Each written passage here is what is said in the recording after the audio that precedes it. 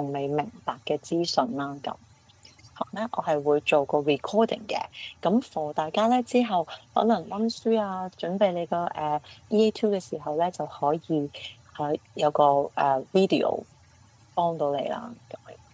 咁所以我會做個 recording 先。咁我記得而家仲有好多同學入嘅。咁啱啱入嚟嘅同學咧，可以啦，scan 個 QR code 咧就記錄翻你個 attendance 先，因為咧之後咧我都會同翻你哋嘅 send 翻個 attendance 俾你哋嘅老師做翻個 record。OK？如果咧你入咗嚟咧，你如果自己有嗰個engineering 嘅嗰份 revision package 咧，咁就請你打開佢。咁如果你冇嘅話咧，咁你就可以 download 我哋第一條 Google link 嘅嗰個 file。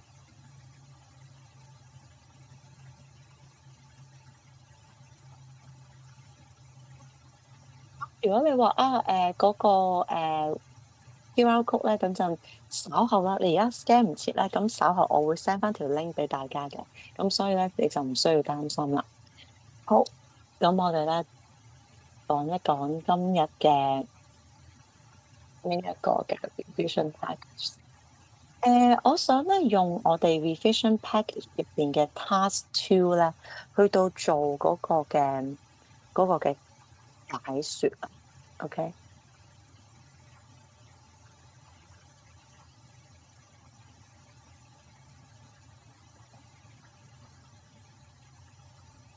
我希望咧同學咧仍然記得究竟我哋呢一個嘅EA2 呢個 evaluation report 係做啲咩㗎啦。咁簡單介紹一下啦，以防你咧可能之前上堂咧聽啲唔聽啲咁樣樣。如果大家咧仍然記得我哋喺 CA 嘅時候咧，我哋就做咗個funding proposal 啦。咁跟住咧，你就 imagine 一下啦，你已經成功透過嗰個 funding proposal 咧攞到錢啦。咁跟住咧就做咗你要做嘅 project 咯。OK？咁好啦，而家咧就會係需要你咧寫翻一份 report，去到評核翻你嗰個 project 嘅成效。OK？咁 that's why 咧你要寫呢一份嘅 evaluation report，就好似係你為你自己個 project 啦，你做過嘅嘢咧寫一張報告或者成績表，去俾你嘅上司睇。OK，話俾佢知你嗰個 report 做成點啊，有啲咩成效啊。OK，你嘅參加者最後得到啲乜嘢嘅得益啊。咁以及咧，你都需要咧講翻就係未來我哋繼續再做呢一個 project 嘅時候，有啲乜嘢改善嘅地方，有啲咩 recommendations 咧咁。所以咧，你就會喺呢個 evaluation report 入邊咧，就好似寫緊你自己一個成績表咁樣。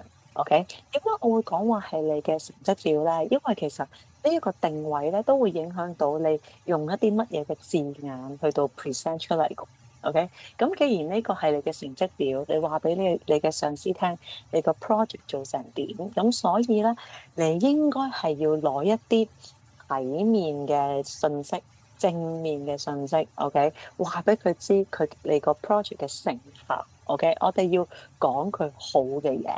OK，咁就唔好咧用一啲好 negative 嘅資訊啊或者字眼啊咁樣，因為你冇理由踩自己個 project 做得唔好噶嘛。OK，所以你要好清晰知道你嗰個evaluation report 嘅背景，咁你先至咧可以即係寫得有說服力㗎。OK，好啦，其實咧我喺度即係既然你有嚟上呢個呢一個嘅clinic session 咧，咁我都要俾個 tips 大家嘅。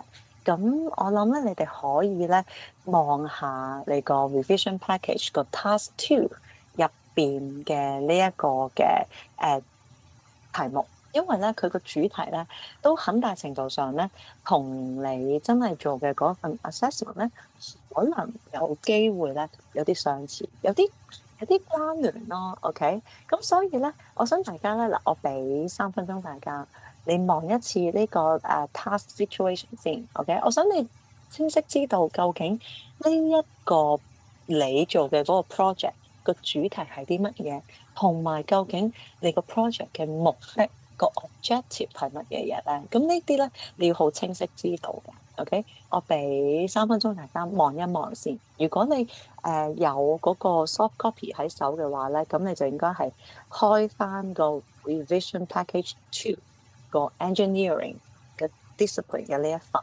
OK，咁如果你有 hard copy 喺手嘅話咧，我哋而家咧就係會睇緊第6頁嘅。OK。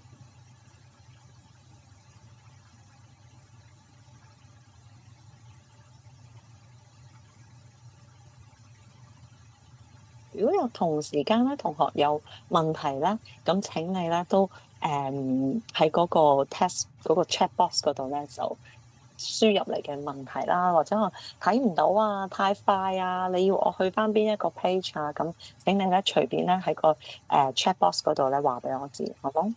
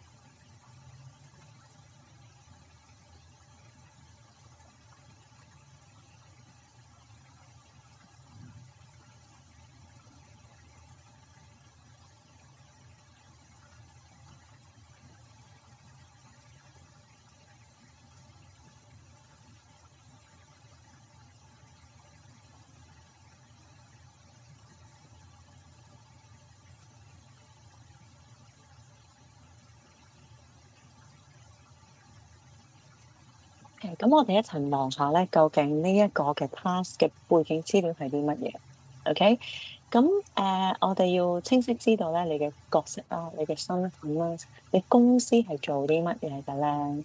咁我哋一齊望。Okay, you are Will Kwok, a student intern at Next Gen Engineers.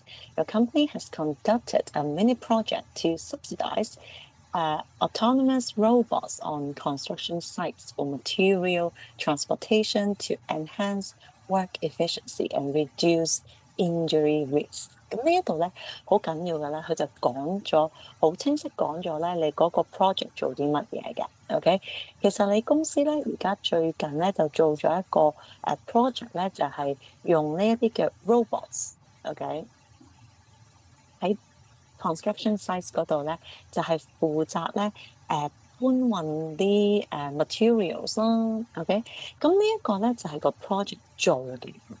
咁而個 robot 做呢個 material transportation 嘅目的係乜嘢咧？呢個咧就值得去睇下。其實咧，佢係主要係要去 enhance work efficiency and reduce injury risk。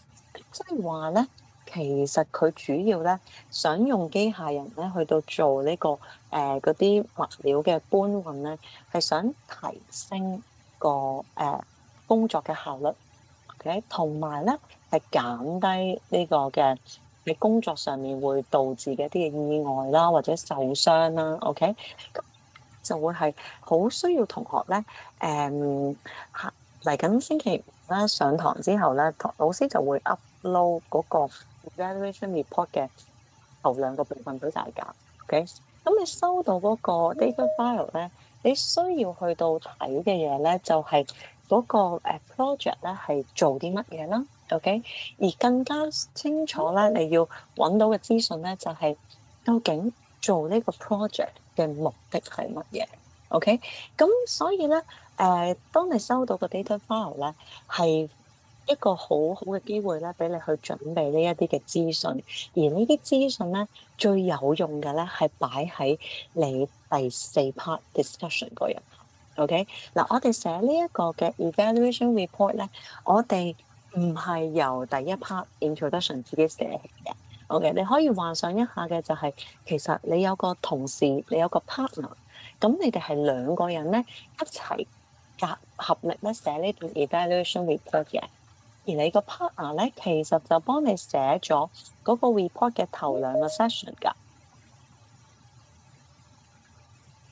OK，咁你要呢兩個 session 咧 introduction 啦，同埋個 methodology 咧，其實就會係你星期五會收到嘅喺 Moodle 嗰度啦，你會見到嘅就係、你個 partner 寫俾你幫你寫嘅嗰頭兩個部分啦。OK，而呢兩個部分咧好緊要，因為你會 find out 到個 project 嘅背景資料啦，點解會做呢個 project 嘅。OK，咁個 project 做啲乜嘢啦？例如佢會話the mini project intends to provide subsidized autonomous robots on construction sites for material transportation。嗱，呢一個咧係嗰個 project 做嘅嘢，點解要做呢啲嘢咧？咁你就要揾得好，即係好清晰咁樣咧，揾翻嗰個嘅成效啦。個目的係咩咧？咁我想大家咧可以咧花少少時間去到 identify 翻咧呢兩個部分嘅，OK？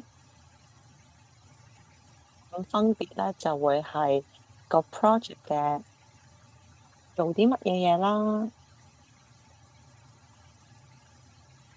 嗰個嘅 project 嘅 objective，OK？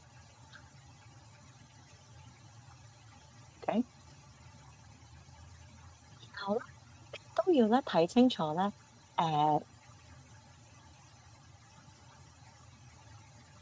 ，methodology 入嗰一 part 咧，就係 implementation 呢一個部分咧，對你嚟講都好緊要。OK，咁點解咁講咧？因為咧喺例如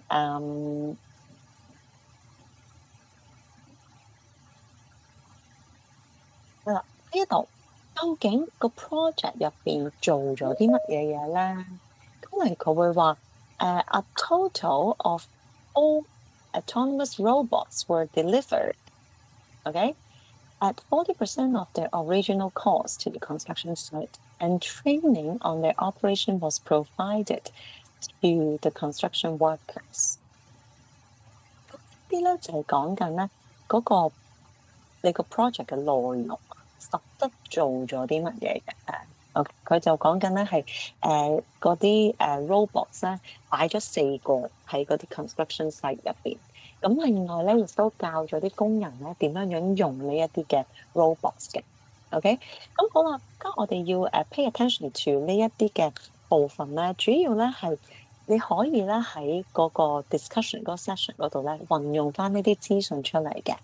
因為喺 discussion 嗰個 session 入邊咧，我需要同學嘅咧係講翻究竟嗰個 project 做咗啲乜嘢？OK，點解個 project 有成效嘅？OK，點樣可以達到你嗰個 project 嘅 aim 啦，或者 objectives 咧？咁其實喺呢一度咧，你預先咧都已經可以咧砌定呢個古仔嘅。OK，你可以介紹翻原來我哋個 project 咧主要咧係希望做到啲乜嘢？OK，我哋個 project 主要就係想提升嗰個嘅 work efficiency，同埋咧減低嗰個嘅受傷，即係工人受傷嘅情況。OK，咁我哋透過做咗啲咩咧？可能就係講緊擺咗4個 robots 喺啲construction sites 嗰度啦，又教咗嗰啲工人點樣用呢啲嘅robots 啦。咁因此咧，我哋到最後嗰個work efficiency 工作效率被提升咗，然後嗰個 injury risk 嗰啲工人受傷嘅情況咧，亦都減低咗。OK，咁而睇得到嘅就係我哋個 project 係取得極大嘅成效嘅。OK，其實某程度上喺 discussion 嗰一 part 咧，如果你能夠利用答題資料嘅字眼去到寫你個 project 嘅成效，其實你都可以某程度上咧利用翻咧呢兩 part 嘅資料咧去到寫翻出嚟嘅。咁喺呢一度咧，其實對大家嚟講咧，咁起碼如果你能夠用到嗰啲答題資料嘅字眼去寫，你都有啲有啲嘢俾你模仿住，去到寫一個差唔多嘅意思，咁其實都好好㗎。OK，因為有陣時咧，同學咧好容易會俾答題資料俾你嘅 phrases 啦，俾你嘅一啲嘅字眼咧，都會框死咗，局促住大家咧嗰個發揮，咁就會好易咧會寫咗啲 fragment 出嚟啦。OK，或者咧詞不達意啦。咁我諗到嘅係，如果你能夠利用我哋 introduction 嘅資料，利用 implementation 寫翻你做過啲乜嘢嘢，而從而達到 achieve 到嗰個 project aims 咧，咁其實都係我哋喺嗰個 discussion 咧要大家寫嘅方向嚟嘅。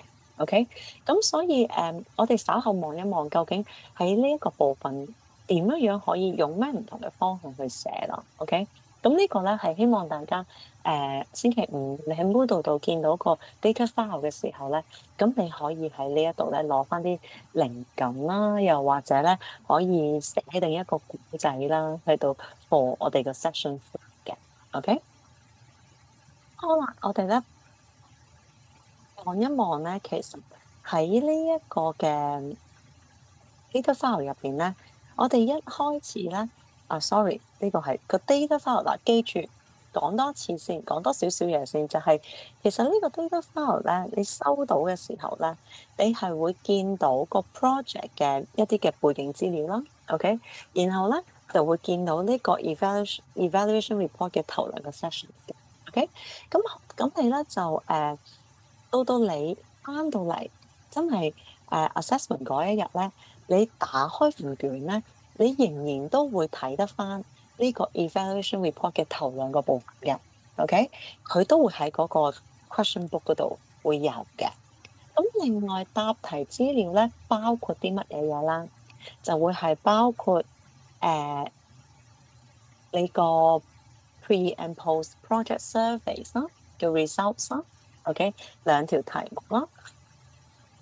另外咧，你會見到個 focus group interview 嘅 results 啦，跟住就會係一啲 for 你寫 discussion 啦、conclusion 啦同埋 recommendations 嘅一啲嘅 prompts 嘅，OK？咁你會見到咧，其實嗰啲 prompts 咧俾你嘅字數咧就極少，OK？咁啊，即係代表咧有好大嘅發揮空間俾大家。咁呢個咧就係我哋成個 evaluation report 嘅難度。OK，提示好少，但係你要寫咧，係要寫大概都有300至到350字嘅 evaluation report 嘅。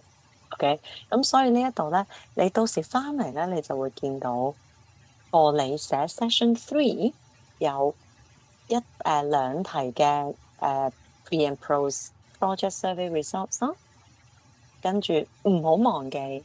呢個focus group interview 嘅 results 咧，都係喺個 findings 嗰一個部分出現嘅，OK？咁然後就會係好 limited 嘅一啲嘅 prompts 啦，OK？所以咧，大家翻到嚟咧，打開份卷咧，你個answer book 入邊咧嘅第一行咧，你應該係寫個3字，然後 findings。OK，咁跟住你先至咧，去到落筆咧寫你嗰個嘅findings 嘅資料嘅，OK？好啦，咁我哋咧而家咧開始講下咧，究竟個 findings 點樣寫咯？咁大家望一望呢一個嘅 results of the pre and post project surveys，望下第一題，究竟佢問嗰個。你問咗你啲受訪者一個乜嘢嘅問題咧？咁跟住我哋要 report 翻出嚟嘅。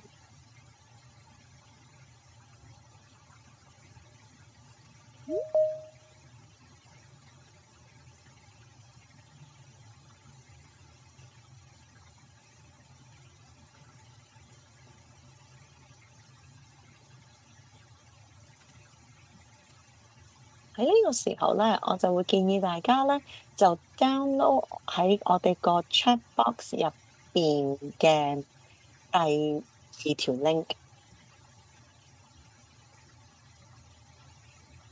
OK，請大家咧 download 喺 chat box 入邊咧 send 咗俾大家咧第二條 Google link。咁咧你就會見到咧，我就其實製作咗一份打橫嘅一份revision notes 俾大家嘅。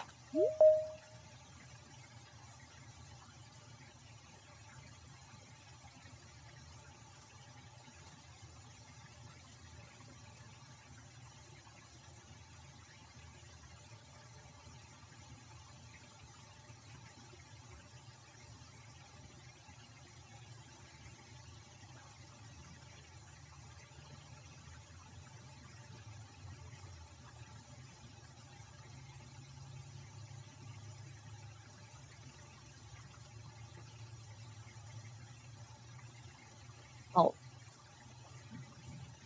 入邊咧，我想提大家咧嗱，簡單有簡單，寫得可以，亦都可以好高層次嘅，OK。但係咧，我哋 clinic session 啊，咁我只係想咧提供一啲嘅 survival tips 俾大家，OK。所以咧，我教大家寫 findings 嘅方法咧，係會用最 basic level，OK。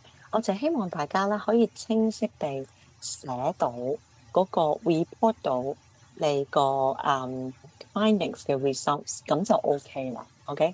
咁太複雜嘅句式咧，我就喺呢一度咧教大家。咁最主要嘅目的就係 at least 你識得點樣咧，去到比較翻你project 之前、project 之後嗰個嘅結果、個 findings，OK，去到從而凸顯到你呢一個嘅 project 嘅有效性，OK。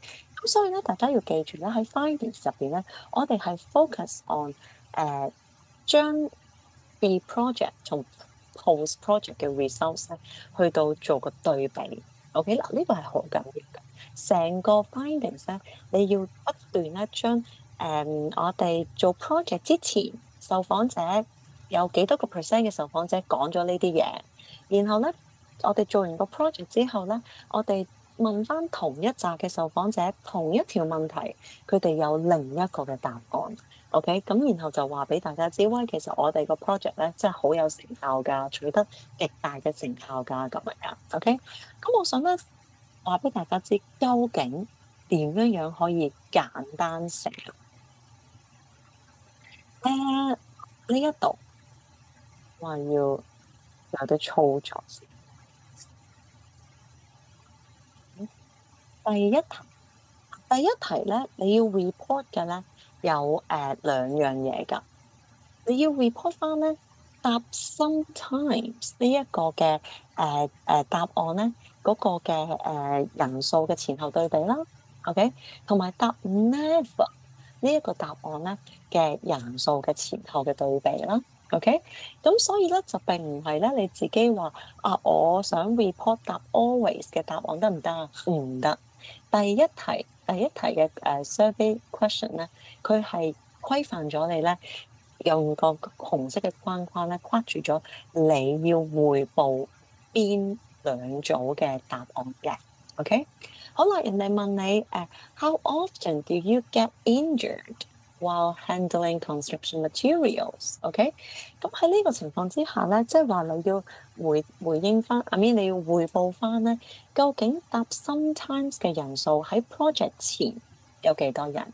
然後 compare to 喺 project 之後有幾多人答呢一個嘅答案，OK？然後你會見到哇，原來咧sometimes 會受傷嘅人數咧，原來係下跌咗嘅，OK？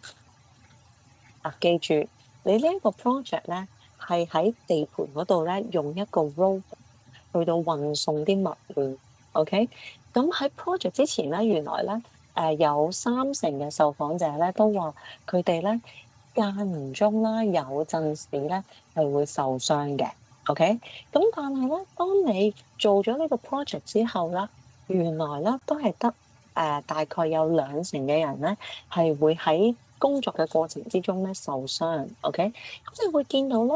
其實你個 project 咧非常之有成效嘅，因為咧嗰個即係答 sometimes 喺工作嘅時候受傷嘅人數咧，其實係減少咗、下跌咗嘅。OK，咁所以咧喺呢度咧，其實你可以咧 report 翻咧呢一個嘅答案出嚟啦。點樣寫咧？OK，我哋用最簡單嘅方法去寫。我會建議同學咧係由 after the project 咧寫嘅。OK，因為咧我想同學咧可以講到嘅就係嗰個 project 之後咧，大概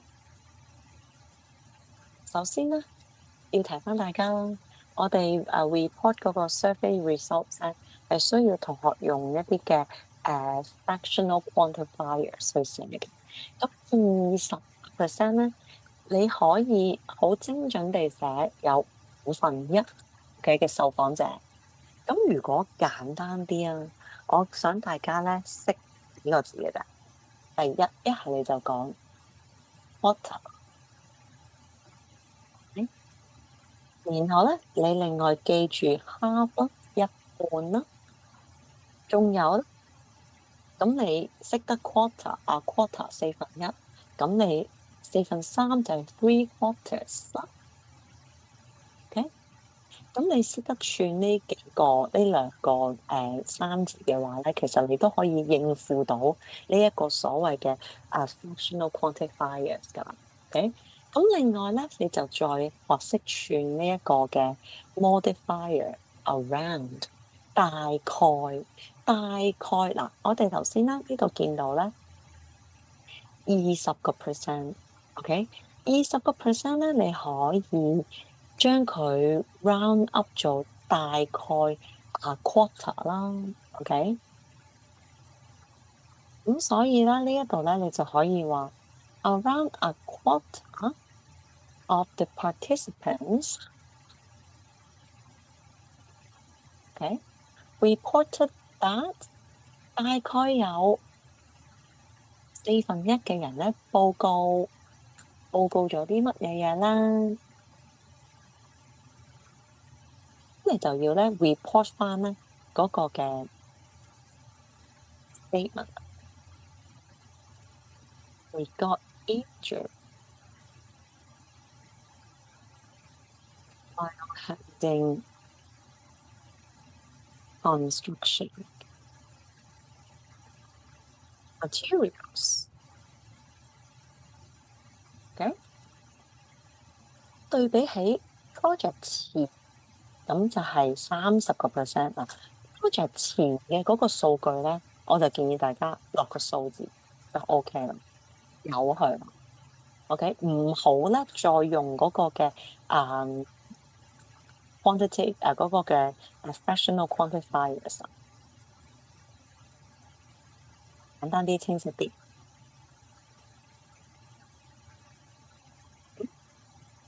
咁樣咧喺呢個情況之下咧，sorry 我漏咗個好重要嘅字眼，係 sometimes，因為你而家報告緊咧 sometimes 呢個答案。OK，選擇 sometimes 嘅呢一個答案嘅人數 after the project 20% 啊嘛。OK，咁我哋用 around a quarter 啦，用 around a quarter 去到代替20%。OK，咁然後 compare to only 30% before the project。嗱，呢一句簡單清晰，做到成個要求嘅。OK，嗱，我哋記住而家咧，我係處理緊揀 sometimes 嘅呢一個答案嘅survey results。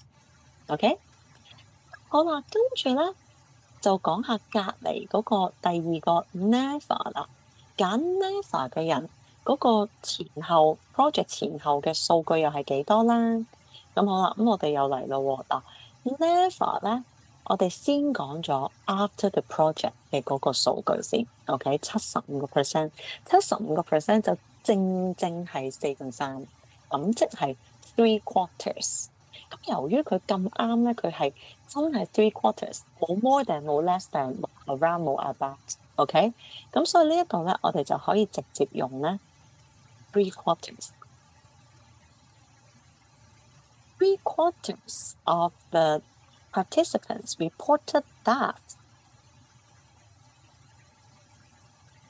three quarters 好清晰㗎，好多冇事。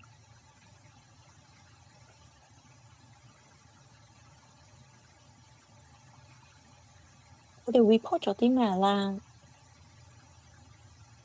個答案係 never 啊嘛，你 never got injured while lifting construction materials。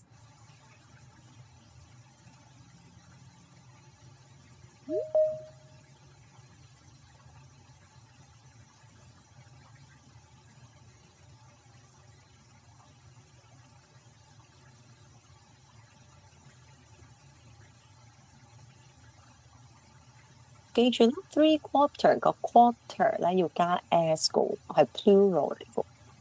OK，25%咧係1/4 quarter，所以咧佢就一個就唔需要個 quarter，唔需要加 s。但係3/4咧，75%咧就係 three quarters，咁就要有 s。呢啲咧要小心啲處理。OK。就因為咧，而家咧係講緊咧最右手邊嗰個數據 never 答 never 嘅呢個答案嘅人數啦，揀 never 呢個答案人數啦，就會係 after the project 咧有75%啦。OK，咁然後你會見到咧嗱，我哋要出一個咧 describe trends，OK，描述個趨勢嘅句式啦。你會見到其實 compare to pre-project 嗰個嘅survey results 咧，佢係一個上升嘅趨勢。咁所以咧，你就要寫翻咧 which was a notable 上升 increase。OK， from only 好啦 project 之前有幾多個人係從來冇受過傷㗎？咁我哋就直接寫嗰個數據40% before the project。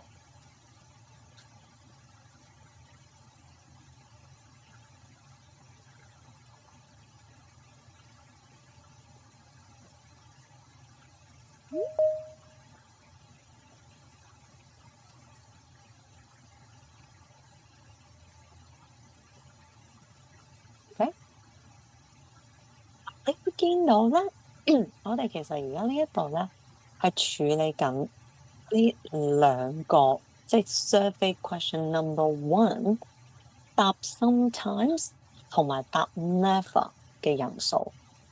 我咧嘅取向咧係簡單啲，處理咗 sometimes，即係較左手邊嘅嗰個框框先，講完一個先至講 never 右手邊嗰一個。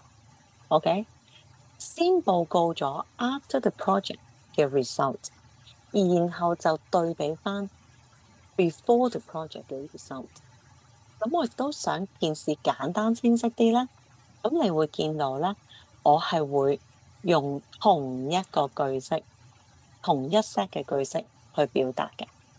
OK， 冇咩太多嘅花款，冇咩太多嘅技巧，只係好 boring 咁樣去到描述 after the project。OK， 有幾多個人答 sometimes， 然後 compare to 幾多個人 before the project。OK， 咁因為咧，我哋喺呢一個嘅assessment 入邊咧 ，findings 呢個部分咧，都需要同學咧要識得 describe 個 trend 嘅。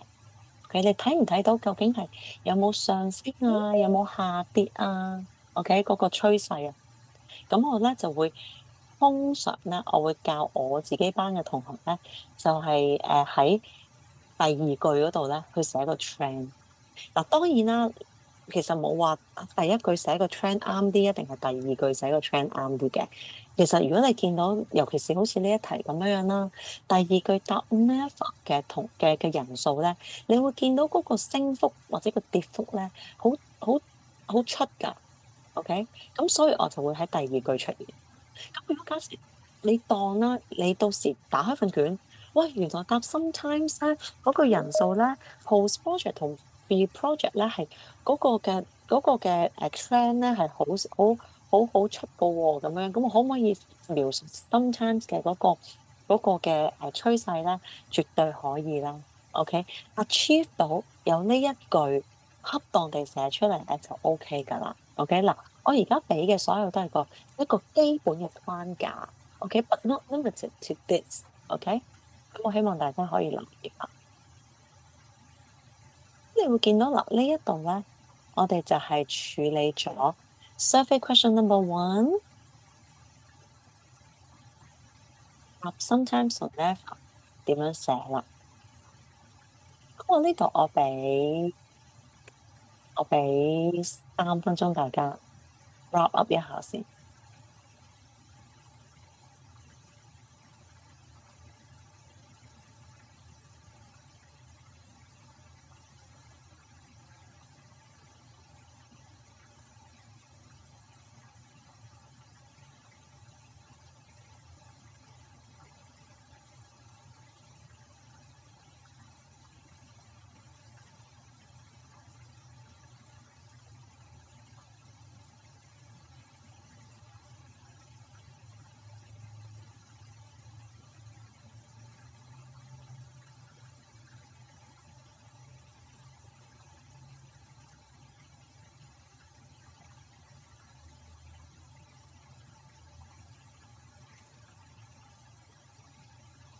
recap 一下呢一個部分少少，記住 start with after the project。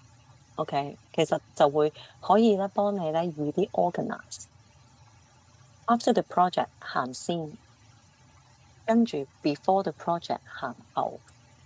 OK，好啦，咁跟住咧，我哋咧就會去到 survey question number 2。嗱呢一度咧巧妙嘅地方咧就係佢冇規範你要 report 邊一個嘅答案嘅。OK，反而咧佢係提示你就係 highlight only the salient points。salient 係指最顯著、最明顯，OK，最 important 嘅，你覺得最 important 嘅，OK，從你嘅你嘅 judgment 去到判斷啦，OK。好啦，第二題佢話 How do you feel after a day's work？OK，原來咧喺你做 project 之前啦，同做 project 之後咧，你都問咗同一班工人同一個問題。你翻咗工，你翻咗一日工之後，你覺得點啊？OK，咁分別有3個答案嘅，一個答案就係 less tired，冇咁攰；tired 都幾攰㗎，同 exhausted 好攰。OK，你點樣去到 report 揀邊一個嘅答案去到做 report 咧？喺我嘅角度咧，我會偏向揀呢一條題目啊，呢一個 project，我會 report less tired 嘅呢一個嘅答案㗎。OK，點解咧？你要記住，你個 project 係做用一啲嘅機械人，擺啲機械人喺地盤，幫手做啲搬運嘅工作。OK，目的係提高工作效率，同埋減低工人受傷嘅情況。OK，咁當然你就係、如果你啲工人話俾你知，哇！我翻完一日工之後咧，因為有機械人幫手啊，所以咧我冇咁攰啊。咁係咪真係凸顯到你個 project 係非常之有成效咧？OK，你要表達你揀另外嗰2個答案去到做呢個嘅 report 咧，唔係唔得。OK 嗱，冇一個話肯定咁樣先至啱或者唔啱。咁你要 justify 到你嘅答案啦，當然。亦都其實喺度咧，都考緊大家你對呢條題目嘅理解啊嘛。OK，the task understanding，你有一個 strong understanding 啦，定係一個好 minimal 嘅 understanding 咧？其實喺你揀 report 乜嘢嘅答案咧，都已經係表達緊你對呢條題目嘅認識㗎啦。OK，咁你要話俾人知你個 project 係好有效嘅，咁就梗係想話俾你嘅老細聽。用咗嗰個機械人喺地盤用咗機械人之後咧，哇！原來咧有60%嘅工人咧話翻完一日工之後咧冇咁攰啊。OK，compare to 咧 20% before the project。OK，咁所以你會見到其實係一個咧好 notable 嘅上升嘅趨勢。OK，咁樣，所以我哋咧可以咁樣寫。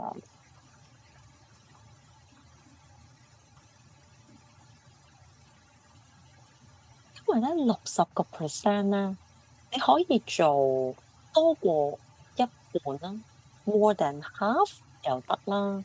OK，around half 都得嘅。咁我會建議用 more than half 啦。嗱，我哋唔好咁死板啦。我相信同學讀到 high dip 咧，應該都識 more than 同 less than 嘅。OK，多過同少過。OK。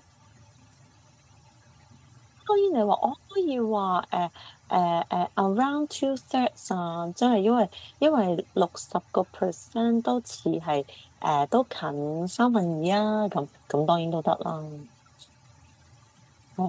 咁我呢度咧就會話 moreover 嗱，因為你已經去到第二題啦，OK，你完成咗你第一題嘅 report 啦，咁你就咧用 moreover 咧呢個連接詞去到轉遞落去你而家講緊第二題嘅 survey question 啦，OK，我哋要有啲承上啟下嘅連接詞啦，around，我會用 more than half 啊。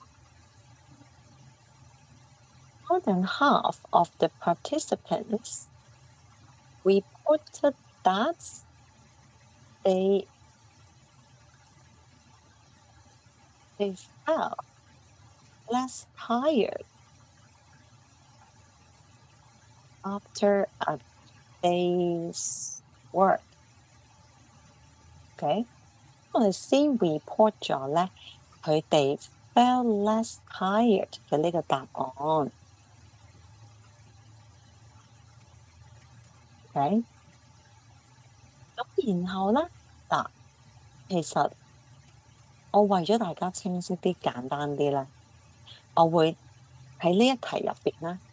我會揀淨係 report 同埋 compare 一個 result，佢一個答題資料就係 compare to 20% before the project。都係嗰句，點樣 report survey question number 2咧？有好多唔同嘅技巧同方法。你可以話 while 30% of them felt tired after a day's work。OK，你可以將report 咧 less tired 同埋 tired 嘅人數。咁但係如果你想簡單啲、清晰啲，report 到個 findings 就算啦。咁我就會建議你 focus on less tired。OK，其中一組答案嘅前後對比就算，簡單清晰，我哋就算啦。寫得太多啦，太多比較咧，會越寫越亂。當然能力好嘅同學，我梗係希望你可以做到多方面嘅比較啦，又可以 describe 到個 trend 啦。咁但係今堂咧 clinic session 咧，我淨係俾 survival tips 大家。OK，咁好啦，more than half。嗱，呢個我 expect 同學咧唔使問，你知道做緊咩㗎？OK，佢哋 report 咩啦？reported that they felt less tired after a day's work。OK，咁我哋都簡單 compare 翻啦，compare to 20% before the project。before the project 咧，都的而且確咧出現得太多啦。OK，你可以用另一個 phrase 嘅 prior to the project。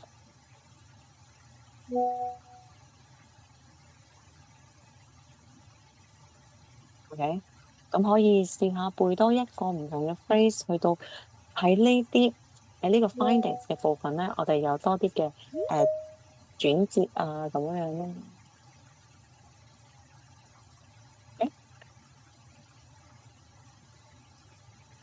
你都係會見到咧，我成個流程咧都係先寫 after the project 個成效、個成果、個成績，OK，然後先至講 compare to 幾多個 percent before the project，OK，我個次序咧係好 steady 㗎，OK，好穩定㗎，唔會跳嚟跳去㗎，好清晰㗎。Start with after the project。Ends with before the project，咁樣去到貫穿成個 findings 嘅部分，係悶咗啲嘅，OK，好 repetitive，好重複，不過安全，OK。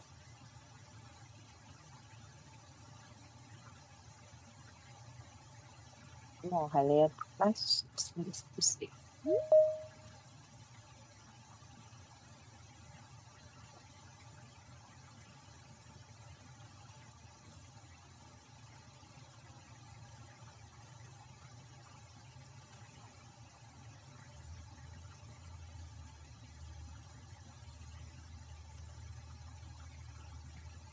findings 咧未完㗎，講咗咁耐，我哋其實都係做緊 findings 呢個部分。咁我點解會花咁多時間喺呢一度咧？係因為我過往咧改咁多段咧，都睇到大部分同學咧，其實喺 findings 呢個一開始寫呢個 session，打開個答題簿，第一個 session 已經咧寫到愁眉苦面啦，覺得好困難啦，好辛苦啦，OK，咁好混亂啦，亦都寫得啲 organisation 咧都相對地咧就清晰啦。咁所以我想喺呢度咧，幫大家加強下你個 findings 點樣寫，唔好一落筆嗰兩三句咧都寫到咁苦惱，後邊咧就會寫得越嚟越差，咁就會一路咧喺度好似骨牌效應咁樣咧 collapse。OK，findings 我哋簡單啲先寫咗佢就算。OK，好長氣嘅，咁啊，但係都冇計啦，要希望大家咧唔好咁灰心咁氣餒，我知道係好複雜。俾2分鐘你啊，wrap up 一下呢個。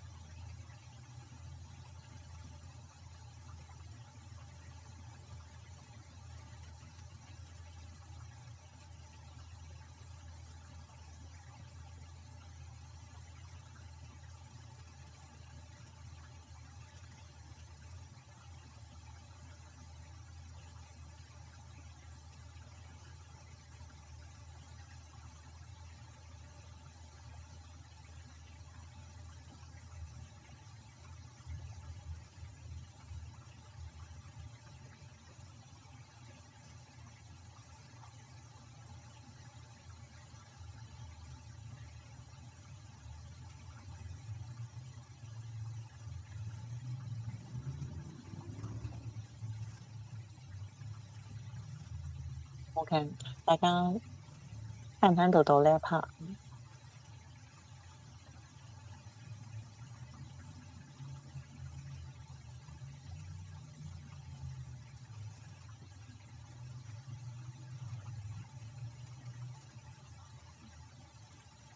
我哋咧繼續落去 findings 嗱，未完㗎，仲有嗰3個focus group interview 嘅 results。OK，因為咧其實你喺做完呢一個 project 之後咧，咁你都做咗一啲嘅小組嘅 interview 啦，咁我想攞翻一啲參加者嘅 feedback。OK，咁好啦，嗱呢度咧有3項咧嗰個 focus group 嘅 feedback 嘅 results，OK？咁我哋就要報告翻出嚟㗎。咁我點樣報告咧？用 reporter speech，OK？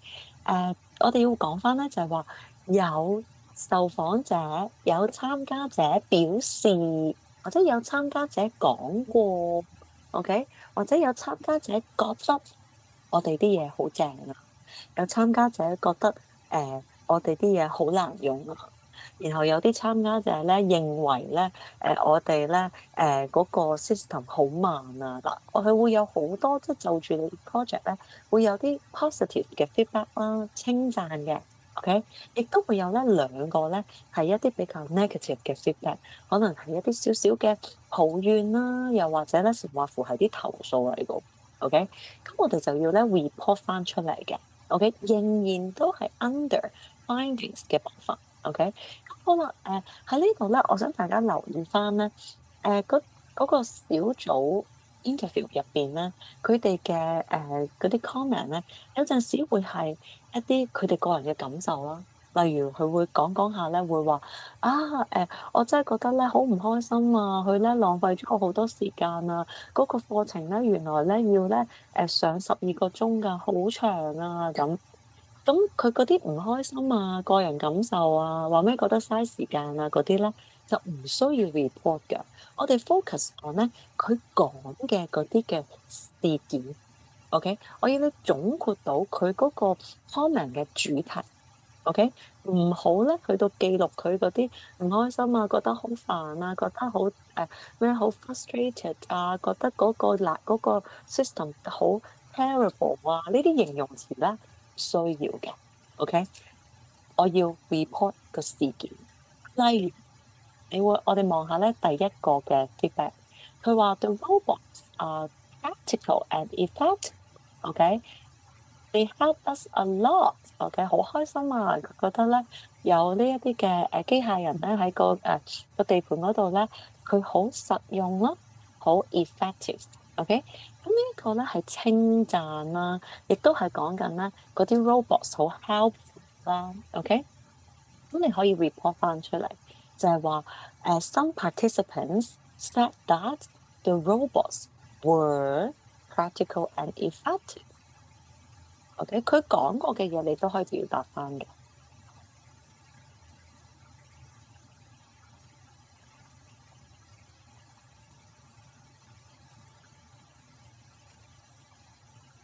OK，咁當然你都可以除咗 said that 之外咧，我哋其實都有好多不同嘅 reporting verbs 嘅。咁又係嗰句啦，我哋簡單啲啊，用 said that，OK，以防大家咧串字串得好困難啊，覺得好大壓力啊。咁我相信 said，OK，say 嘅 past tense said 應該都串得到嘅。OK？好啦，咁講完咧呢個 positive 嘅 feedback 之後咧，我哋就要報告 negative 嘅 feedback，會係一個咧由好嘅評語轉變到一個唔好嘅一啲嘅負評。我想大家咧中間幫我加翻個 conjunction，however，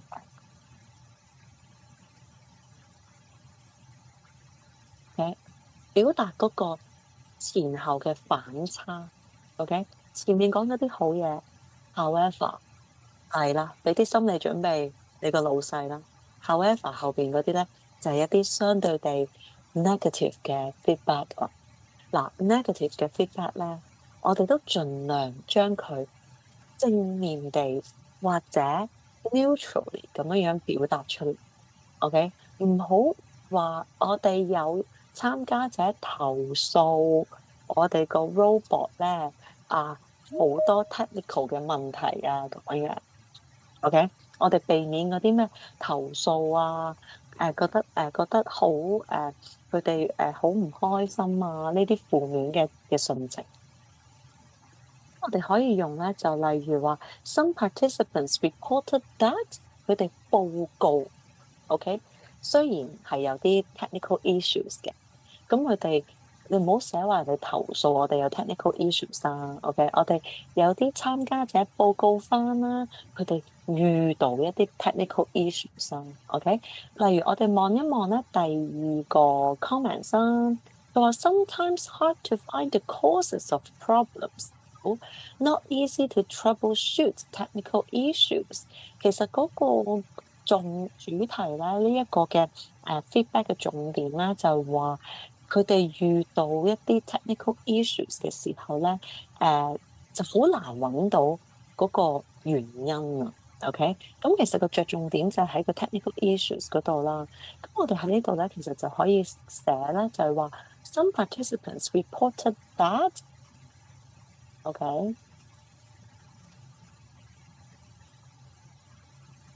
有啲難去到揾出嗰個嘅 technical issue 嘅起因啊，was difficult， 有啲困難啊，to troubleshoot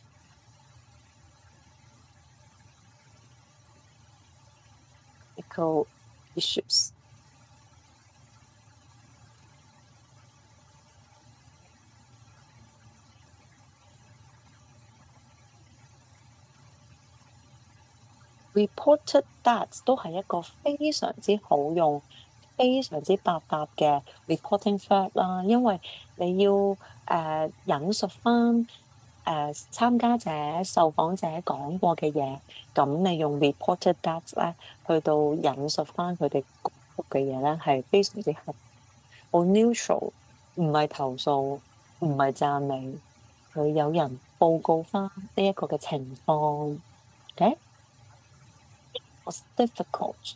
It was difficult to find，或者 it was hard to find。It was hard to troubleshoot issues 都得。特別 difficult 串唔到嘅唔緊要。OK，佢嗰答題資料咧有 hard 呢一個形容詞。OK，好難去揾 the cause of problems。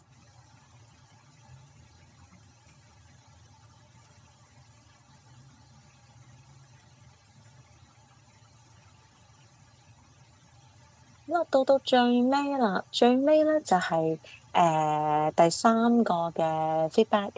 某程度上咧，好多時候咧都係一啲似係 sounds like a complaint，OK，好似係啲投訴嚟嘅。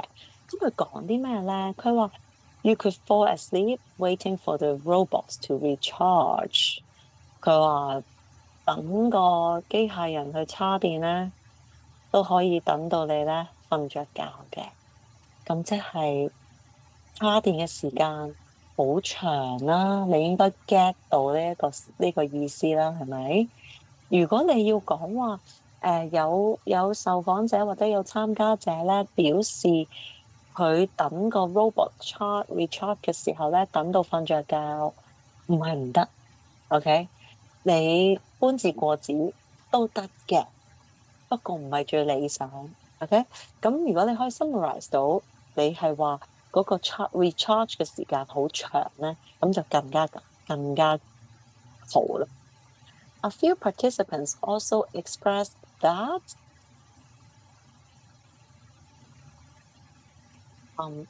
it took a long time to recharge the robot。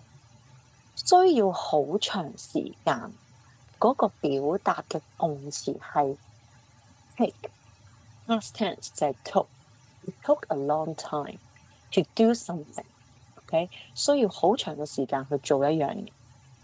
呢個咧要大家學咗佢。OK，It took a long time。尤其是可能你會話有啲 system 咧，要花好長嘅時間咧，先至可以 upgrade 嘅。OK，it takes a long time to upgrade an iOS。OK，記住啦，喺呢度咧，我都想大家留意翻咧，我哋咧做 reported speech 咧，全部都係用 past tense 嘅。Robots were practical. It was hard to troubleshoot the technical issues. It took a long time to recharge the robots. 你翻去 ask 佢先，因為佢有4個 roles。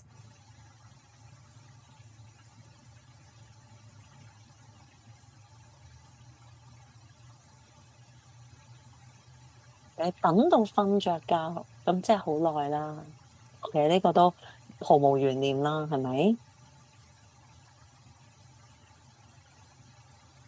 所以呢度咧，reported speech 用 reported speech 去到報告翻啲受訪者講過啲乜嘢，一個 positive 嘅 feedback，兩個比較 negative 嘅 feedback，中間我哋用 however 去到做呢個嘅轉折，OK，一個承上啟下，咁全部我哋都要用 past tense 去表達啦，學下用呢3個同嘅 reporting verbs。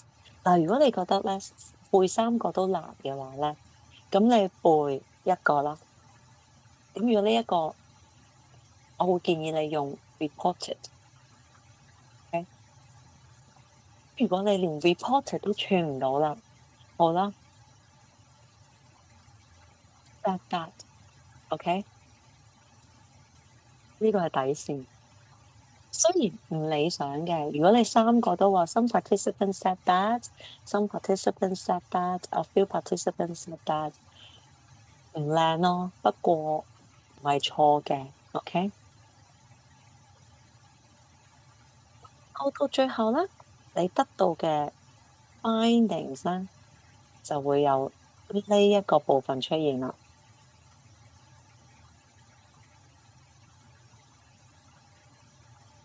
咁喺呢度咧，又俾5分鐘時間大家消化一下咧，過去呢1個鐘講咗啲，後邊會講得快啲嘅，因為咧第4、第5部分咧係簡單好多嘅。唔好講簡單好多啦，即係有得嗰個方向比較清晰少少嘅。咁呢度咧 findings 咧係一開頭嚟講咧係最難少難啲啦。俾5分鐘大家去消化下先。如果你咧跟唔到啊，你有問題嘅話咧，你可以喺個 chat box 度咧問。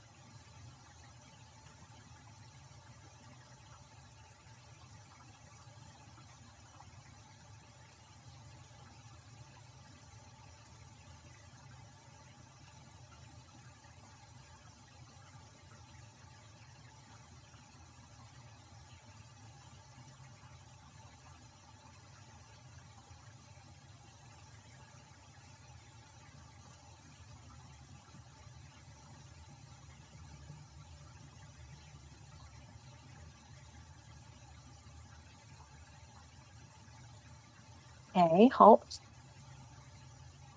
咁我哋翻嚟咧，就去到 discussion 嗰一 part 咯。OK，收埋呢一份先。discussion 嗰一 part 咧，大家應該係需要用到咧，誒、大家係需要用到咧，呢一個答題資料嗰啲 prompts。OK，咁我知道啦，好多同學咧面對住呢一紮字眼咧，就應該會覺得有啲 frustrated 嘅。OK，究竟你可能我不斷喺度諗，究竟點樣加啲字眼，將佢變成一句完整嘅句子咧？咁嗱，其實就冇乜可能。佢呢一度咧，同大家過往咧嘅 modules 咧處理嘅嗰啲答題資料嘅方法咧，係非常之唔同嘅。如果你要將呢一啲嘅 phrases 變成連埋佢變成完整嘅句子咧，唔係單單寫三兩粒咩 there is 啊，加個 to 啊，或者 so that 咁簡單嘅。OK，呢個係 another level。OK，其實佢係咧想你表達到嘅就係話我哋個 project 咧其實就係去到提供一啲嘅 robots 俾提供一啲嘅 robots 咧，去到俾地盤嘅，OK，咁然後咧個 project 嘅目標係咩啊？到最後做到啲咩啊？就係有一個 notable 嘅 decrease in reported injury 嘅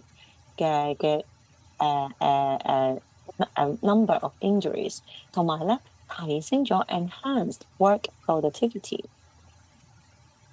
所以咧呢一度咧，佢並唔係咧要你前面加 there is 後邊加個 to，絕對唔好咁樣做。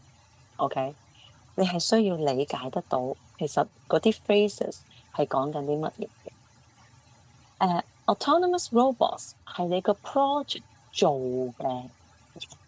OK，你喺四個唔同嘅地盤你喺四個sorry，你喺地盤嗰度擺咗四個呢一啲嘅 robots。OK，然後你 achieve 到啲乜嘢啦？你達到啲乜嘢嘅成效咧？後邊就係你有一個 notable 嘅 decrease in reported injuries，OK，受傷嘅人數大幅減少，同埋呢個嘅成效 productivity 大大提升咗。你係需要寫呢兩句子出嚟㗎，OK？我需要擔心喎，其實到最後你會發覺，咦，其實呢幾句子好似似曾相識喎，係咪喺你同事頭兩個部分，即係嗰個 evaluation report 嘅頭兩個部分已經寫咗出嚟啦？OK，正如我頭先一開始咧介紹呢個 evaluation report 點樣寫嘅時候，都有同大家提及過。收到 data file 啦，唔好鬧，寫即係穩定嗰啲嘅 project 嘅 purpose，穩定個 project 做咗啲乜嘢嘢，穩定個 purpose 穩定個 project 嘅 outcome 出嚟先。你其實自己都可以預先寫好呢個 story 㗎。OK，好啦，跟住如果你有記得嘅話咧，喺你個 project 咧入邊咧，你都有教啲工人咧點樣用嗰啲 robot。OK，demonstration and hands-on practice 個係你喺個 project 咧嘅過程入邊咧，你教過你啲工人咧，OK，你有展示過嗰啲 robots 咧點樣用啊？最後有咩效果咧？你教完佢哋用啲 robots 之後咧，原來咧佢哋咧工人咧變得 more willing to use the robots，佢哋更加咧願意去到用呢一啲嘅機械人。OK，所以其實個 discussion of findings 咧，佢要你帶出嘅重點咧，都係話翻俾你嘅上司聽，你個 project 主要做咗啲乜嘢，同埋最後 achieve 咗啲乜嘢，有啲乜嘢咁大嘅成效。OK，中間做過啲乜嘢嗱，其實你會見到呢一啲咧，全部都喺你個 data file，which is 就係你同時寫嘅頭兩個 sessions 嗰度揾到。我哋睇一睇翻個 data file 啦，autonomous robots 你做嘅嘢啦，OK？呢啲咧喺 implementation 2.2呢個 session 嗰度咧有提及過㗎，OK？A total of 4 autonomous robots were delivered，OK？同埋 training on their operation was provided。哇！呢啲 training 咪即係等於答題資料嘅 demonstrations and hands-on practices 咯。OK，training 即係訓練啦。咁呢一度就係 demonstration and hands-on practices，即係示範同埋手把手的練習。咁即係訓練啦。OK，只不過我用第二啲字眼去寫啫嘛。冇問題㗎，OK？好啦，跟住呢個 notable 嘅 decrease in reported injuries and enhanced work productivity，即係話俾你知，我哋個 project 嘅最終極嘅目標，減低個受傷嘅數目，同埋提升工作效率。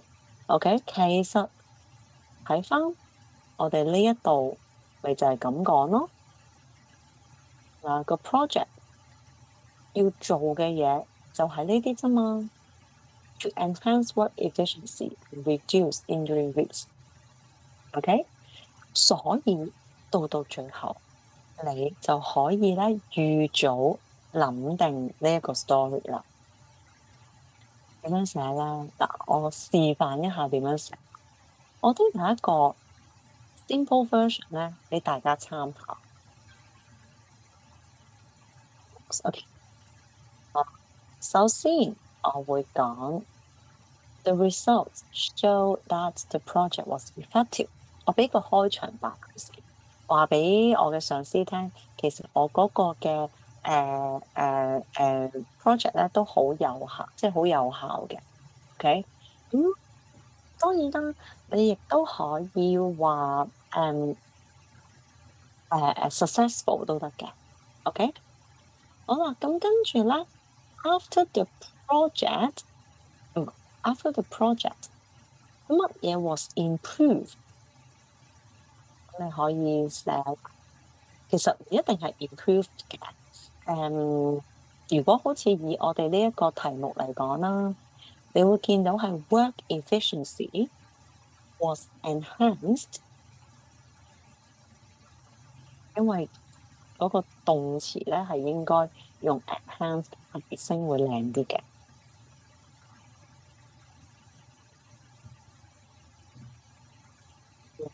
enhanced 或者 enhanced。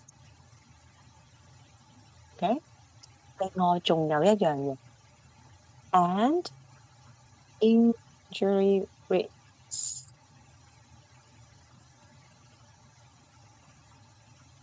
were decreased。呢一啲咧，reduced，我哋用翻個答題資料先 ，decrease 都冇錯嘅。咁會見到咧，成句咧其實某程度上咧，我都節錄於呢一個嘅 introduction 呢一 part。OK，我仍然都係講緊 after the project， 做完個 project 之後，我哋得到啲乜嘢嘅成效咧？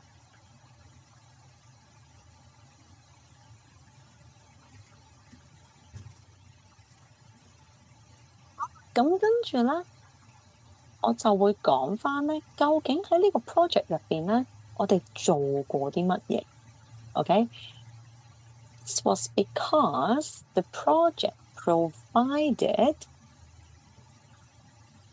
project 提供咗啲咩咧？咁咪就係 implementation 嗰部分啦。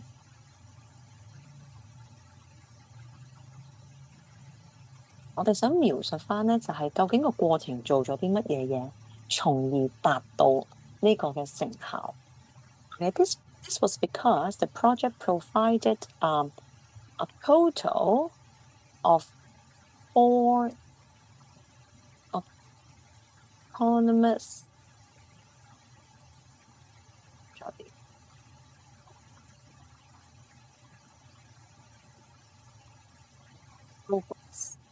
，OK，and training。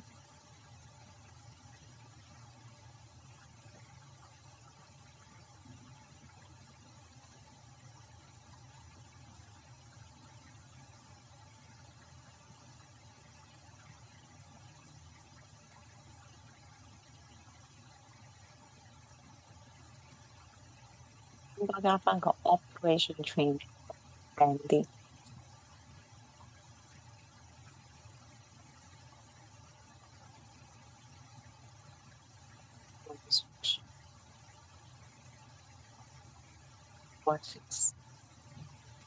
OK，which how 提供咗呢一啲嘅robots 啦，同埋咧提供咗啲 trainings to the construction workers 啦，咁你幫到啲 workers 啲工人啲乜嘢嘢咧？OK，咁我可以嗱呢啲要自己準備㗎嚇。which how 其實都係可以某程度上都可以講翻咧，即係講翻個故事，就係到最後咧，係幫到啲工人咧，去到提升佢哋工作效率啊，或者減低佢哋嘅即係嗰個受傷嘅情況啦，咁樣樣啦。咁呢個咧，你都可以寫翻出嚟。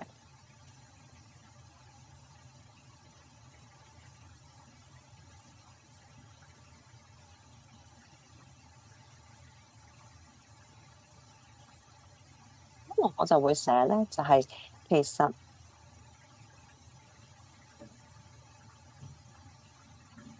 個robots 咧係幫助到咧呢個 workers 咧去到減低佢哋嘅 workload 啦，OK，and prevent them getting injured，OK，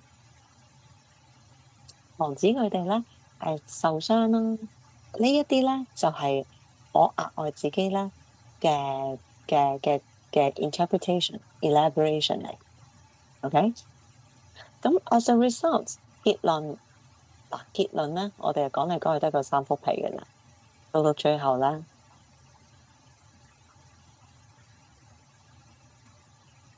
就重複一次。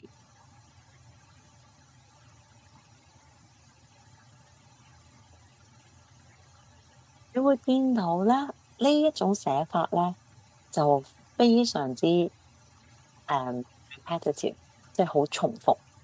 我仍然都係嗰句，如果你唔能夠即場打開份 data file，將佢俾你嘅答題資料、答題指示寫翻出嚟嘅話咧，咁我會寧願你寫一啲重複嘅句子，盡量達到咧呢一個 discussion 呢個部分要你寫嘅 outcome。Instead of 你亂咁加啲字，塞啲字落去，然後咧就寫一啲睇唔明嘅句子。OK，嗰個係最唔理想。求其噏啲字，求其寫個 there is，求其加個咩 so that，跟住 because 或者 to，你做唔到任何嘢㗎，你 achieve 唔到 discussion 呢一 part 要寫嘅嘢。但係如果你可以事先係收到個 data file 嘅時候，你大概啦，你大概都可以寫到呢幾句啦，咁都已經好，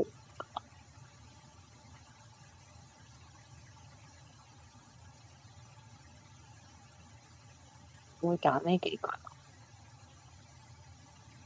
嗱，如果跟答題資料又點寫咧？如果用答題資料，然後 adopt 我嘅呢一個 format 咧，你就可以寫。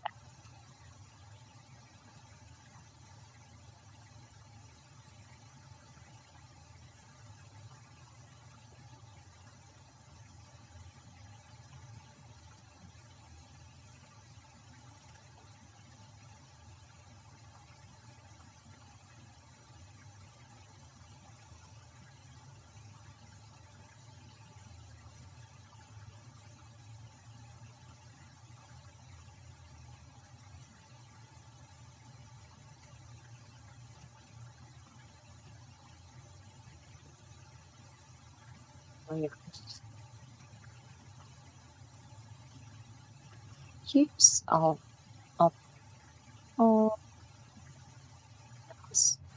robots。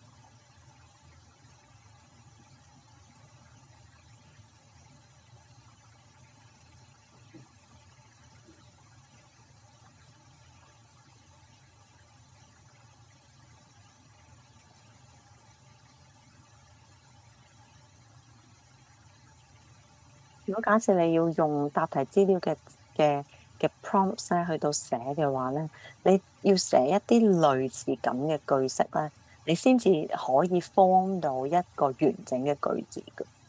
OK，即係 the use of autonomous robots 達到一個乜嘢嘅目標咧？就係一個 notable 嘅 decrease in reported injuries and work productivity has been enhanced。OK。With the demonstrations and plans of practices on what's more to use the books。OK，透過咧或者利用咧呢一啲嘅示範啦，同埋咧訓練啦，咁就導致咧呢啲嘅工人咧就更加願意去到用呢啲 robots。OK，所以咧，我想大家咧留意翻咧，其實 discussion 呢一 part 咧都係嗰句，再長氣再沉氣都係講嗰句。請你 focus 喺嗰個 data file 入邊 introduction 嗰一 part 同埋 implementation 嗰一 part。OK，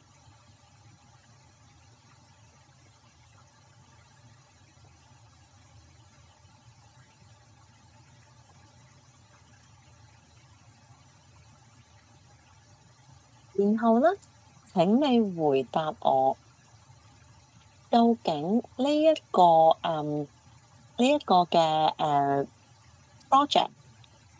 OK，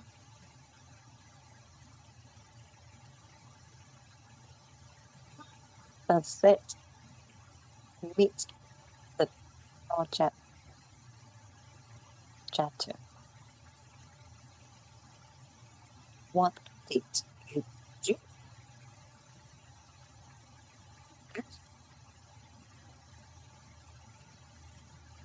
點樣樣可以達到呢一個嘅project 嘅目的啦？究竟你做咗啲乜嘢嘢咧？OK，咁其實就會係objective 就係喺個 introduction 嗰一 part 啦。What did you do 就係喺 implementation 嗰一 part。咁你應該咧就可以揾到一個咁樣嘅，就可以組織到一個咁樣嘅 story 啦。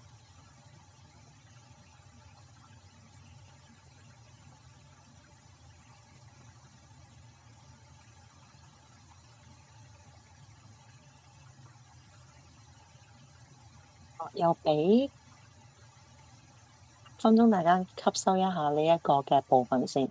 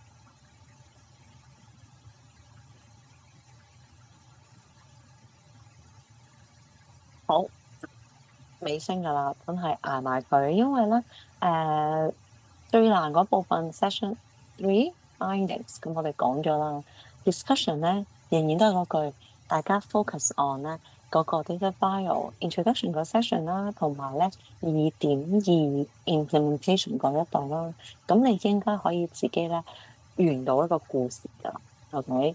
究竟你個 project 有冇效啦？咁你個 project 其實做咗啲乜嘢啊？個目的係乜嘢嘢啊？咁點樣樣達到呢一個嘅效果啊？OK，咁樣樣其實到你之後啦，喺個答題資料啦，I mean 到你打開嗰個答題資料嘅時候咧，就算你唔知道嗰啲字眼、嗰啲 phrases 發生緊咩事都好，你自己預先寫定嘅嘢咧，寫咗落去咧，很大程度上冇80次都70次㗎啦，都有一啲 understandable 嘅句式俾你嘅 markers 睇到。你係寫緊 complete sentences 㗎喎，你寫緊完整句子㗎喎，你係講緊嗰個 project 嘅成效㗎喎。OK，你嘗試 sell 緊你老闆，話俾佢知你個 project 取得很好嘅成績喎，很好嘅成果，咁已經 OK。好，咁我哋去到 conclusion。嗱，conclusion 咧，其實相對地咧係簡單啲。因為咧，我哋只係需要同學咧背兩句句子嘅啫，OK？咁你需要咧望住個答題資料去寫個 conclusion，因為咧佢提供咗咧一啲嘅phrases 咧，去到幫你 form 呢一個小總結，OK？我哋呢個conclusion 咧係做一個 evaluation report 入邊一個小總結，做一個承上啟下嘅功能嘅，因為我哋仲有 recommendation 第6 part recommendation 要寫，咁我哋咧要喺個小總結嗰度咧，主要帶出嘅意思就係我哋呢個 project 其實取得極大嘅成功或者成效咯，OK？Depends on 我哋個答題資料咧，佢要你出一個乜嘢嘅形容詞啦，咁離不開唔係成功 successful 就係成效 effective 噶啦，OK？好有成果咁樣樣。好啦，咁你究竟喺邊方面取得極大嘅成效咧？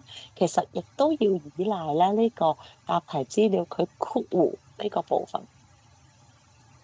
OK，improve safety and work efficiency of construction workers。我哋改善咗呢個地盤工人嘅安全嘅即係佢哋嘅安全啦，同埋提升咗佢哋個工作效率嘅。OK，咁所以咧，我哋咧就需要利用呢一個答題資料咧，去到配合翻我哋呢一個嘅框架入邊嘅。OK，嗱，唔同嘅 style 都寫到同一個嘅意思，又係嗰句，我喺呢度都係介紹最簡單、最 basic 嘅 phrases 俾大家嘅啫。咁我哋用翻 session 4 discussion 嘅呢個開場白。The results show that the project was effective。OK，咁呢句咧，我哋喺第5個 session conclusion 嗰度，我哋重用啦，好冇？環保少少，我哋今次慳翻啲腦細胞先。The results show that the project was 嗱，由於我哋個答題資料咧係俾咗 successful 嘅，咁我想大家咧，你就跟翻答題資料寫 successful。如果個答題資料係話 effective，咁你就寫 effective，好冇？好啊，咁跟住你就講翻，究竟你喺邊方面取得極大嘅成效啊？It helped improve 嗱，咁啊呢度咧照抄都得噶啦。improve 啲乜嘢啦？我哋跟翻答題資料嗰個 safety and work efficiency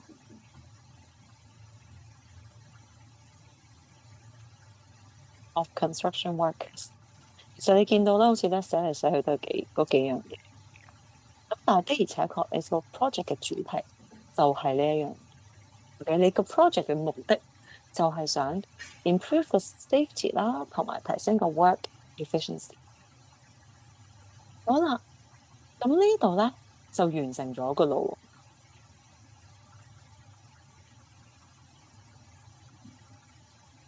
喎，完成咗咧你個小總結噶咯喎。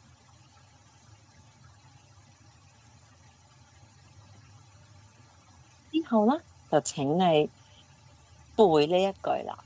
嗱，呢句咧只有努力冇技巧噶。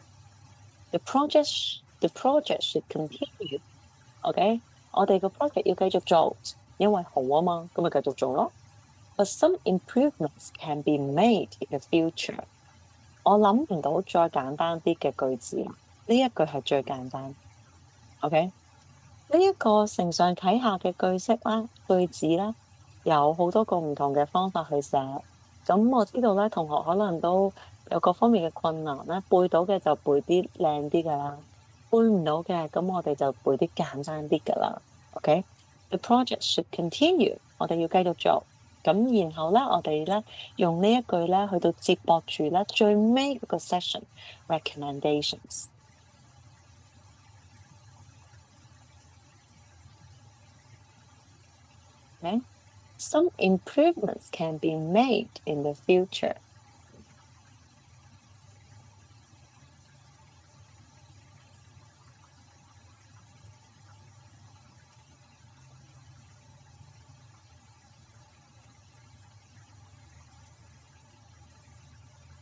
OK，咁嗱，第五個 session 咧，如果到最後你乜嘢都寫唔到，或者寫一啲理解唔到嘅英文咧，咁你嘅老師就會知道你係真係冇用過任何時間去準備啦。咁當然唔排除同學有陣時都覺得啊，一考試嘅時候咧，我就好緊張，咩都唔記得晒。其實我真係有溫㗎，咁你就係時候要開始默下書，背定呢一啲嘅 key phrases 啊。OK，咁我呢度咧俾2分鐘大家去到執整一下，到最後咧，我哋就會落到 recommendations，最後一個部分。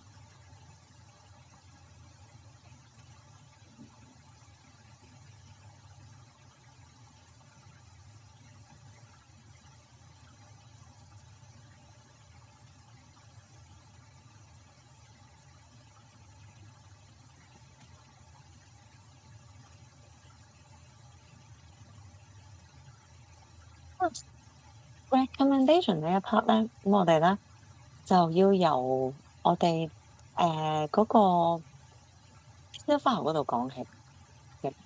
sorry 係答題資料。嗱 recommendation 呢一度咧，其實需要同學咧都要睇翻個 data file 同埋你個答題資料嘅，因為咧佢呢個 recommendations 咧唔係我哋好自由地諗一啲關於改善呢個 project 嘅一啲嘅建議，我哋係需要咧睇翻咧嗰個答題資料入邊咧，其實個 focus group interview 嘅 results。OK，因為咧你收到一啲稱讚嘅 positive comments 啦，亦都收到一啲咧 negative 嘅 comments 啦，佢有咧一啲嘅投訴啦，有啲抱怨啦，我哋係就住呢3個 feedback 去到得出咧3個唔同嘅 recommendations 㗎。OK，例如咧有人話你嗰啲 robots 咧好 helpful 啊，好有用啊。咁我哋個 recommendation 嘅第一個咧，就係、喂，有人讚我哋啲 robots 好用喎、咁不如我哋買多啲 robots 翻嚟啦，OK？咁等多啲地盤可以受惠啦，或者等多啲工人可以受惠啦，OK？呢個係第一個 recommendation 嗰個嘅成個嘅邏輯啊，OK？好啦，跟住咧，你會見到咧第二個 recommendation on-site support，點解會有呢一個嘅建議出嚟咧？咁其實就係我哋睇翻咧第二個嘅feedback 啦。佢話 sometimes hard to find the causes of problems, not easy to troubleshoot technical issues。當佢哋發現咧有一啲嘅系統性嘅問題、技術問題咧，我哋揾唔到個原因啊。OK，我哋咧做唔到維修啊。咁所以咧，that's why 咧，我哋就會話，不如我哋咧提出一啲嘅現場嘅技術支援啦。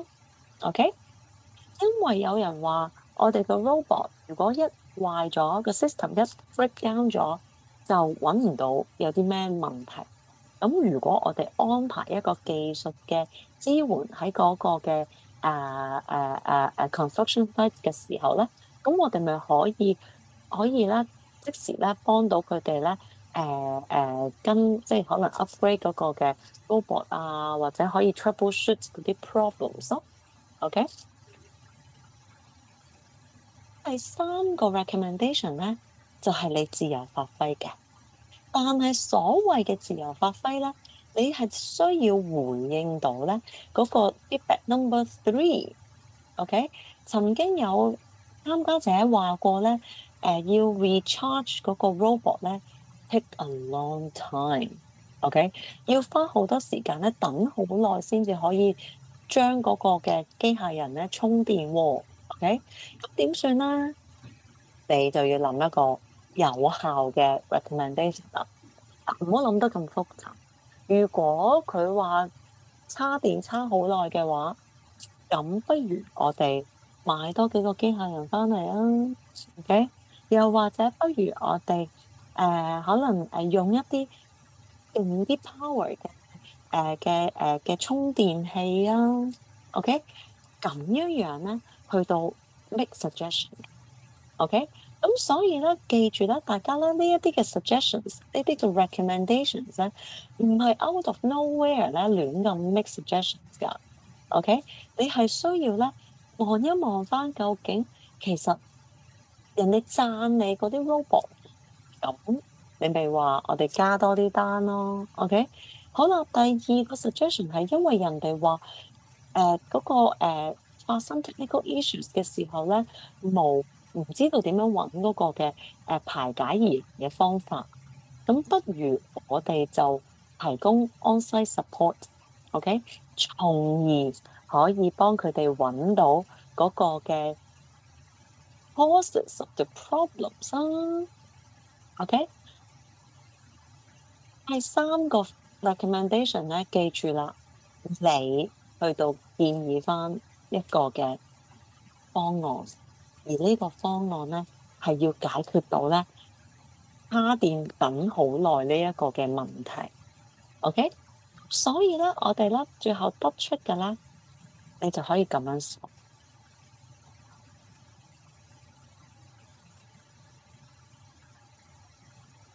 咁一開始咧，我哋會話first 嗱，因為有人讚你啲 robots 好啊，好用啊，咁所以咧，你就可以話咧，robots should continue and be offered regularly so that more construction sites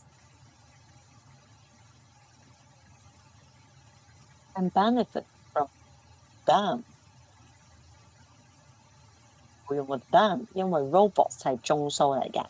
OK，嗱，通常咧喺我哋啲練習咧，你都會見到咧，我哋第一個嘅 recommendation 咧，或者都係第一個嘅 feedback 咧，都係稱讚你個 project 做得好。所以咧，我哋第一個 recommendation 咧都會話，不如我哋繼續做呢個 project 啦。OK，我哋加多啲即係相關嘅，無論係 workshop 又好，課程又好，robots 又好，OK，或者咩個 system，OK，俾多啲人用啦，咁樣樣，OK，因為要好用就買多啲翻嚟用啦。咁我哋咧其實需要加一個嘅 elaboration 嘅，OK，去到 justify 翻咧個 suggestion，OK，咁其實通常我哋個 elaboration 咧個方向咧都係去到寫翻你個 recommendation 嘅 benefits 或者佢嘅 purpose，OK，點解我哋要有多啲嘅 robots 啊？purpose 係希望咧多啲嘅地盤咧都可以受惠啦。咁呢個係一個比較 standardize 嘅一個嘅寫法啦。好啦，second 第二個嘅 recommendation 咯，we should provide more on-site support 啊，support 啦，支援啦，技術支援咧，我哋都可以用個動詞 provide 嘅，OK，so that 點解我哋要提供呢啲 on-site support 咧？咁我哋可以諗翻一啲嘅benefits 啦、好處啦，又或者咧個 purpose 啦，so that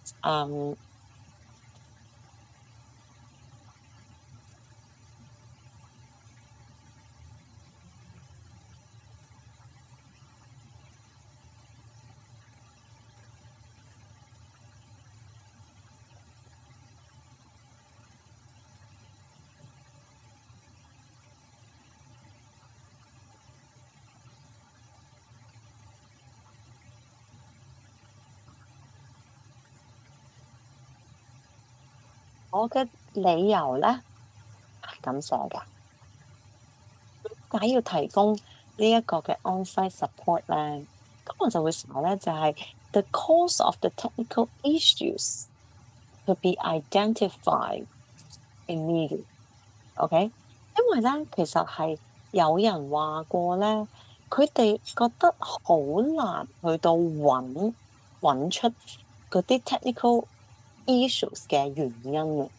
OK，咁我哋如果能夠提供呢個 on-site support 嘅話咧，咁我哋就可以即時咧揾到，OK，identify 或者分辨到揾到啦，found 都得嘅，OK，the cause of the technical issues。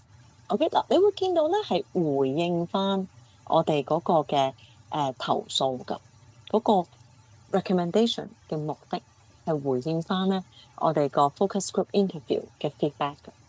OK，好 coherent 嘅。跟住到最尾咯，有人話咧，叉電叉好耐啦，咁我哋咧就 it is suggested that we could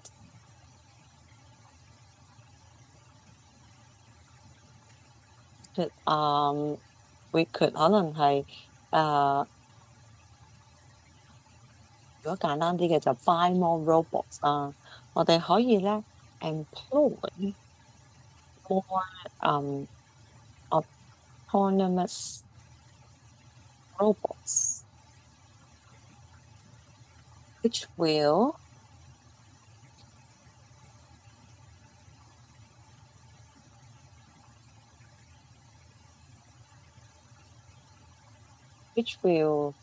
be able to replace charging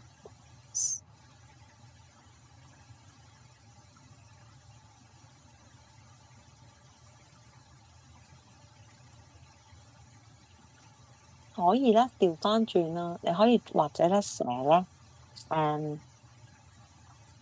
，it is suggested that we use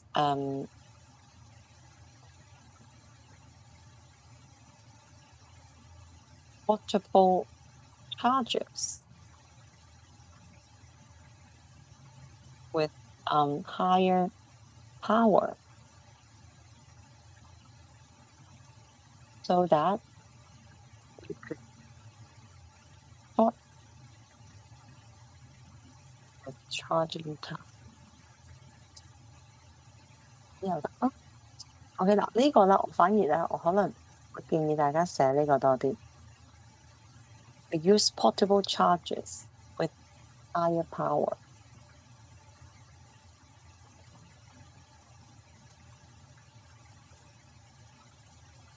嗰個嘅充電嘅時間啦，個充電嘅時間啦，或者咧，which 佢哋咧可以啲 robot 咧一路做嘢一路叉電啦。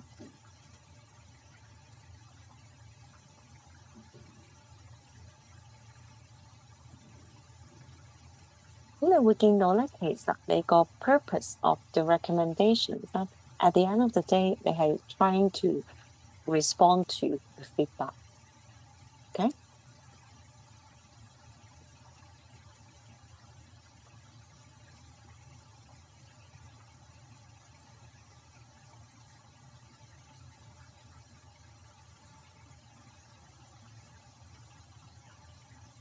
如果你真係冇頭緒點樣寫 elaboration 嘅話，你都好咩都唔寫，你嘗試參考一下嗰、個答題資料入邊咧，嗰三個人講嘅，尤其是投訴嗰兩個，OK？佢投訴啲乜嘢嘢嘅話，就可以成為你嗰個 recommendation 嘅目的，OK？咁樣咧就會係一啲比較有效嘅 elaboration。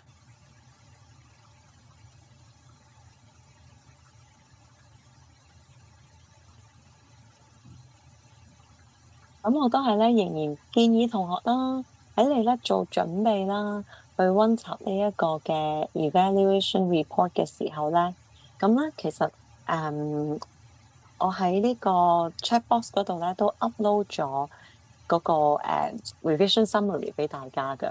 咁呢個 revision summary 咧，其實我係 based on 咧另一個 discipline hospitality discipline 嘅嗰份revision package 咧入邊嘅練習題啦，去到做呢個 revision summary 俾大家。咁而嗰一份嘅練習題咧，我剛剛都喺個 chat box 嗰度咧就upload 咗俾大家。咁你就可以配對住咧嗰份嘅練習嘅題目啦，或者其實你唔睇嗰個題目咧，我呢一度咧其實都 extract 咗個題目，一路配對住個答題資料咧，然後一路咧寫嗰個嘅 model answer 俾大家㗎。